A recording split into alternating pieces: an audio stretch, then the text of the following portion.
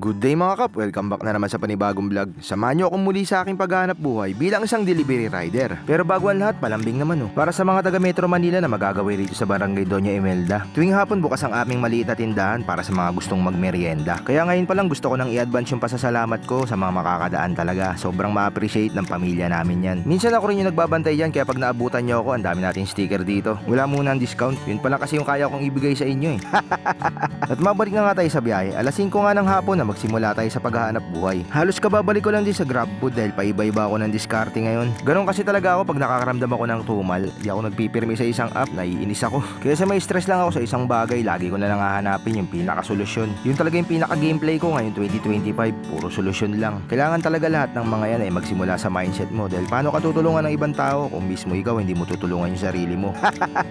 Nakting yan ang aga ng sermon. Dapat panduluhan pa to eh. At sa pagpapatuloy nga ng ating biyahe, as always, napakaganda ng simula natin. Double booking agad. At maliban dyan ang swerte natin dahil isang lugar lang din yung pagdidelibera natin. Sobrang bihira lang din pala mangyari mga ganitong klaseng booking. Kaya pag natapat talaga sa'yo, buenas talaga. Pagkatapos nga ng 10 minuto, nabigyan na rin tayo ng susunod nating booking na pipikapin natin dito sa may Erod, Quezon City. At magmula naman sa QC, tatawid naman tayo papuntang Manila. Sobrang natuwa lang ako sa CS at sobrang na-appreciate ko yung binigay niya sa akin. Binigyan niya ako ng tubig pagkatapos kong iabot yung pagkain nila. Para sa akin yung ganitong gestures talagang sobrang na-appreciate ko dahil talagang purong respeto at talagang appreciation yung pinapakita nila. Kahit hindi sila magbigay ng pera, para sa akin yung mga ganito, pagkain, tinapay or tubig, talagang sobrang respeto at talagang appreciative talaga yung pakiramdam ko pag ito yung binibigay sa akin. Di nga rin nagtagal, binigyan na rin tayo ng susunod nating booking sa Uncle John's dito sa may Banawe. Itong i-deliver naman natin ngayon ay sobrang smooth lang din, 2 litro lang ng coke dala natin. Nakakainayang din yung mga ganitong klaseng order minsan. Hindi kasi sulit na sulit yung pamasahe. Minsan nga mas mahal pa yung pamasahe kaysa sa binibili, di ba? Sobrang nakakainayang lang talaga. At dahil nga peak hours din ng mga oras na yan, dire-diretso yung bigay ng booking. Ako naman tanggap lang ng tanggap at bira lang ng bira. Habang naghihintay nga lang din ng booking natin, napunta nga ako dyan sa may bazaar dyan sa Roses. Tumitingin-tingin ng mga pwedeng mabili at nakita ko nga na may sombrero dyan. Halagang 80 pesos, tinawara ko ng 50. Umuo naman yung tindero, di ba? Panalo tayo. Di naman kasi ako maarting tao. Karamihan nga ng mga damit ko, puro ukay-ukay din. Praktikala na, labanan ngayon. Hindi mo kailangan sumubay, lalo na kung hindi mo naman talaga kaya. At para sa akin, okay lang yun. Nasa nagdadala na lang talaga yan. Kung kumpiyansa ka naman sa suot-suot mo, magiging iba rin yung tingin ng tao sa'yo. Medyo lumalalim na rin yung gabi ng mga oras na yan. At yung kanina pa nating hinihintay na cash transaction, ibinigay na rin sa atin sa wakas. Negative kasi yung cash wallet natin nung nagsimula tayo sa biyahe. Kaya ang nangyari, puro online payment muna yung pumapasok sa atin.